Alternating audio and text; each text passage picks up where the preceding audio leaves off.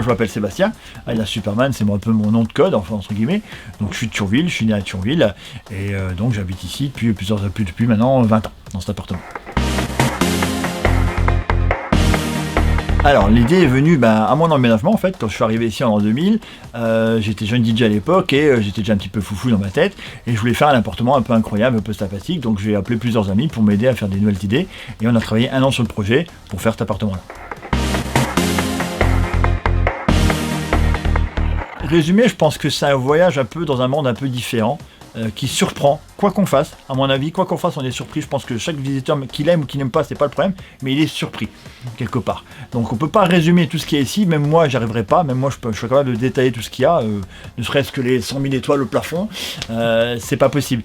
Par contre, il faut se faire sa propre idée, parce que chacun a sa propre idée, et je le sais, parce que quand je vois les mots dans le livre d'or, chacun a eu son ressenti. Donc on est obligatoirement sûr de trouver quelque chose qui nous plaît. Des choses qui nous plairont pas, ça c'est sûr, mais on est certain de trouver au moins une chose qui nous plaira et qui nous surprendra. Alors, combien de temps ça m'a pris ? 20 ans, c'est pas difficile, parce que l'appartement a changé chaque année. Chaque année, des nouveautés sont arrivées, donc il y a des objets qui viennent de beaucoup de voyages, il y a des objets qui ont été achetés 2-3 jours avant la soirée. Enfin, ça a mis des années et des années avant d'arriver à un appartement comme ça. D'ailleurs, je montre souvent en rigolant la photo de la première porte ouverte en l'an 2000, c'était vide, quelque part. Oui, alors j'ai quand même travaillé parce qu'il faut quand même financer tout ça, il faut payer le loyer aussi quelque part. Alors je suis assistant commercial, je suis disque jockey, je suis aussi livreur et super-héros et psychologue de temps en temps. Alors, ça c'est aussi une petite longue histoire que je ne veux pas développer trop. Alors, quand j'étais gosse, j'étais fan de Superman, parce que c'était l'époque de ma génération, quelque part. Mais c'était surtout quelqu'un qui avait 2 personnalités.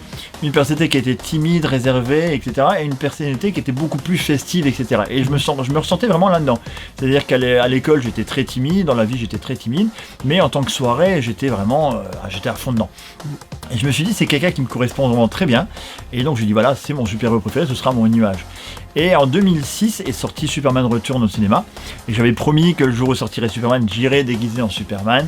Donc j'ai acheté le costume à Metropolis, la ville de Superman directement, et je suis allé déguisé comme ça. Et du coup, ça m'a suivi, et ça me suivra, certainement jusqu'à ma mort maintenant. Soit on est attiré par les gens, soit on attire les gens. Quand on est timide, on a du mal à être attiré par les gens. On essaie de discuter, mais on n'arrive pas trop à s'incruster, à se mettre dans un groupe. En tant que Superman ou dans un costume, les gens viennent vers vous. Donc c'est beaucoup plus facile de se dire, en fait, tout est une question de confiance en soi. De se dire finalement, ce que j'ai à dire, ça peut être important, ça peut être intéressant, ne pas savoir qu'il y aura toujours des moqueries, toujours des choses, mais ne pas en tenir compte. Mais effectivement, on sera jugé de toute façon, donc le plus important c'est d'avoir confiance en soi et de se dire, de toute façon, des timides, il y en a partout, et ça se trouve en face, c'est peut-être quelqu'un de plus timide que toi encore, donc il faut essayer et se lancer.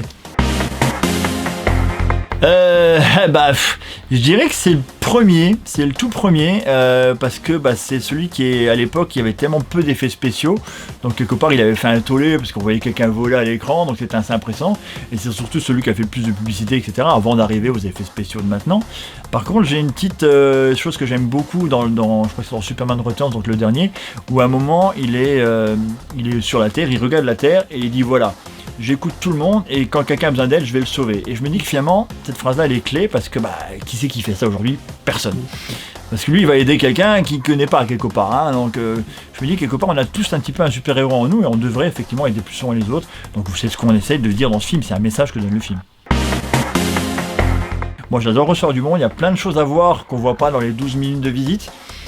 Qui a beaucoup plus en truc, donc je peux vous présenter plein de choses sympathiques, donc n'hésitez pas à passer me voir quand je suis là, il n'y a aucun problème.